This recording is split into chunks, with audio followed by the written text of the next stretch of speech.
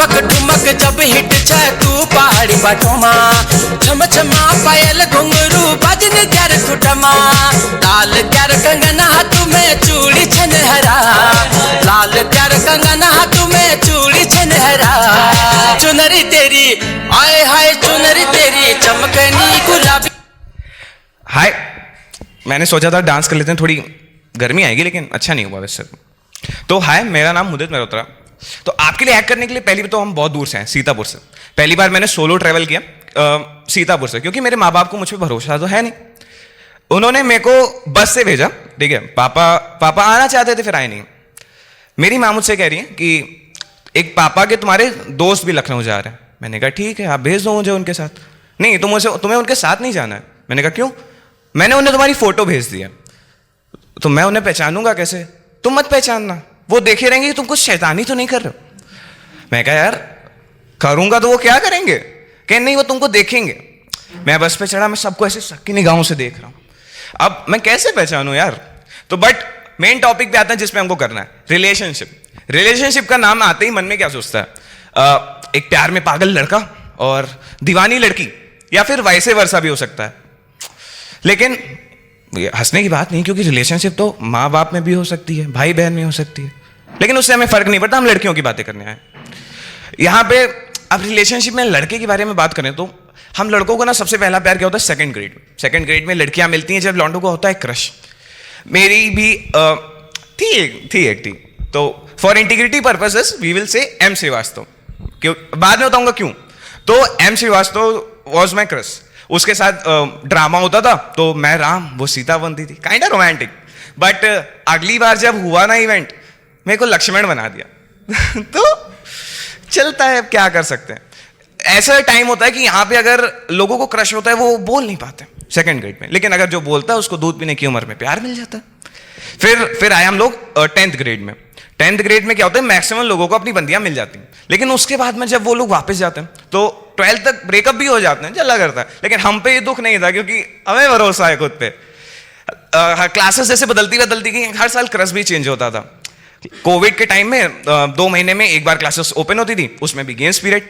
लड़की मेरे को देखे ऐसे स्माइल दे रही है, मैं उसको देख रहा, पता नहीं कहीं से उसकी आईडी मांग के उसको मैसेज किया, hey I have a crush on you. दोस्तों की बातों पे मानना नहीं, उन्होंने तो कहा था वो सिंगल है। मैंने कहा कह रही मेरा बॉयफ्रेंड है। उसका बॉयफ्रेंड भी मेरा दोस्त निकला। अब मैं सोचूं करना क्या है, लेकिन उसके फिर हाथ पैर जोड़े तो उसने अपने बॉयफ्रेंड को नहीं बताया। बट फिर होता है कॉलेज फेज। कॉलेज फेज में आया मैं। कॉलेज फेज जाने से पहले ना बंदे लोग सोचते हैं कि जैसे स्टूडेंट ऑफ द ईयर सबने देखी है, वही फील लेके जाते हैं, स्ट्रीट वाली एंट्री ऐसे करके करनी है कॉलेज में, लड़कियां फ्लैट। लेकिन हाँ, ये सपना होता है, कईयों का सच भी हो जाता है। लाइक जैसे आप इंटीग्रल से हो, वहां पे एक फिजा मैम होंगी, हमारे कॉलेज से हैं, तो उनसे आगे बताता हूँ। तो जब मैं कॉलेज में आया, फर्स्ट ईयर था, मैंने सोचा सब करेंगे। उससे पहले मैं सिलेक्टिवली एम्बिवर्ट था, यहाँ पे बहुत एक्सट्रोवर्ट हो गया। यहाँ पे मैंने फर्स्ट सेमेस्टर में पता नहीं कैसे टॉप भी कर दिया, मिस्टर फ्रेशर भी बन गया, लड़कियां मुझको लाइन देने लगी। लेकिन पिघलना नहीं, हमको थोड़ा एटीट्यूड में रहना। डांडिया नाइट था, एक लड़की आई, शायद मेरी क्लास की थी, बट मैं उसको जेन्युइनली जानता नहीं था। आई कह रही है मेरे को मुदित के साथ डांस करना है। मैंने कहा ठीक है, मैं पिघला नहीं, मैंने कहा हाँ चलता। उसके बाद मेरी क्लास टीचर है रिचा मैम, तो वो आई वहाँ पे, उन्होंने रिहर्सल्स देखी जो भी होती हैं बेसिकली। वहाँ पे आके कह रही हैं कि तुम लोगों का ना सही बैठ नहीं रहा है कोऑर्डिनेशन। तो वो कह रही है कि नहीं, मुझे तो मुदित के साथ ही डांस करना है। वैसे मैं बहुत सख्त लौंडा हूँ, पर यार यहाँ मैं पिघल गया। उसके बाद में फिर बातें आगे बढ़ी धीरे धीरे, और फिर हो गया हो जो होना था। उसके बाद रिलेशनशिप स्टार्ट हुआ। नहीं, ऐसा कुछ हुआ नहीं वैसे मौका ही नहीं मिला। उसके बाद फिर रिलेशनशिप मस्त चल रहा था। फिर इवेंचुअली धीरे धीरे बातें आगे जब बढ़ती हैं, तो एक फेज से आना था जो कि जिससे मैं था थोड़ा सा अनजान था। वहाँ पे उस फेज में मैं पहुंचा। एक दिन बहुत दिनों से बातें नहीं हो रही थी, इसी इवेंचुअली कॉल कि मेरे को यहाँ पे आ मिल। वहाँ पे मैं गया, एंड इवेंचुअली मैंने अपने लाइफ का सबसे हार्ड चीज़ सुना कि आई वॉन्ट टू ब्रेकअप। दुख हुआ, काफ़ी दुख हुआ, बट उस समय मैं रिएक्ट नहीं कर पाया, करना क्या है। मेरे दोस्तों लोगों ने संभाल लिया उस समय।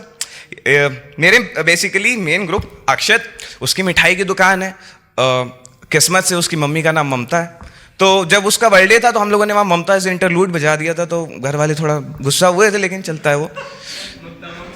हाँ हाँ वही वाला। दूसरा है मेरा दोस्त अयान, उसने मेरे को बहुत एडवाइस देता है। मेरे को कोई लड़की पसंद आती है, मैं उससे कहता कि भाई मेरी बात चल रही है मेरे पास, उसने अपनी फोटो भेजी है, कह रहा है ओ भाई भेज ना, तो वो मतलब म्यूचुअल होता है सर लड़कियों में। मैंने कहा कि भाई भेज, वो मैंने उसको वंस व्यू पे भेजी, उधर से वो लड़की की दूसरी फोटो भेज रहा है कि देख मेरे पास भी है।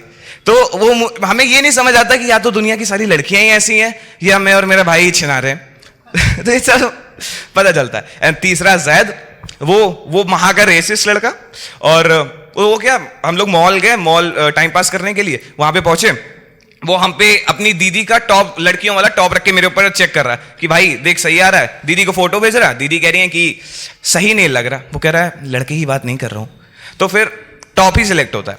बट इवेंचुअली ये फेज जो होता है उससे बाहर निकलने वाला होता है। थोड़ी सी शायरी भी लिख लेते हैं, बोल देते हैं ना, वरना भैया भगा देंगे हमको। तो इवेंचुअली यही फेज में आप लिखना स्टार्ट कर देते हो। तो मैंने भी एक लिखा था कि साथ था कभी अब हमेशा के लिए साथ छूटा है, साथ था कभी अब हमेशा के लिए साथ छूटा है, लिखने से पहले जरूर हर गालिब का दिल टूटा है। काफी इमोशनल चीजें थी, लेकिन दुख हमें इस बात का नहीं था कि ब्रेकअप हुआ, दुख इस बात का था कि उसकी एक कॉस्मेटिक की दुकान थी, for integrity purpose we will call it Lalu stores. तो बात ये थी कि उसकी दुकान थी, कुछ दिन बाद वहां मार्केट से निकला, मैंने अपने भाई को वीडियो भेजा, मैंने कहा देख भाई ये दुकान हाथ से निकल गई, वरना दहेज में मिलती मुझे। उधर से वो बाकी लोग कह रहे हाँ भाई हाँ बुरा लग रहा तुम्हारे लिए। अयान ने रिप्लाई दिया कि भाई जो जा चुकी है वो झांकी है और लालू स्टोर की दूसरी लड़की अभी बाकी है। तो हाँ ट्राई करते हैं, सॉरी गर्विता मैं करने नहीं वाला। उसकी बहन का नाम है। तो फिर यही इवेंचुअली लास्ट लाइन मैंने बस इतनी सी लिखी थी कि अगर कोई ब्रेकअप होता है तो दो चीजें होती हैं, या तो बकचोदी करो या फिर पियो जाके, लेकिन फिर उस तरफ बकचोदी की तरफ बढ़ जाओ ना, वो ज्यादा अच्छा रहता है। लास्टली बस इतना कहना चाहूंगा कि जब ब्रेकअप होता है तो बस उस फेज से बाहर निकलो। लेकिन कुछ दिन बाद में वो जब अपने दूसरे आशिक के साथ आई तो दिल जला, उस पे बस भैया आखिरी 4 करके हम हट रहा हूं, तो उस पे बस आखिरी के 4 लाइन है कि वो फिर से आए अपनी आशिक को लेके हमारी कब्र पे, वो फिर से आए अपने आशिक को लेके हमारी कब्र पे, कौन कहता है मुसलमानों को मरने के बाद जलाया नहीं जाता है, और हमारे धर्म में तो उनको भी खाक कर देते हैं, और हमारे धर्म में तो उनको भी सुपुर्दे खाक कर देते हैं, जो जीते जी ना जाने कितनी बार जले होंगे।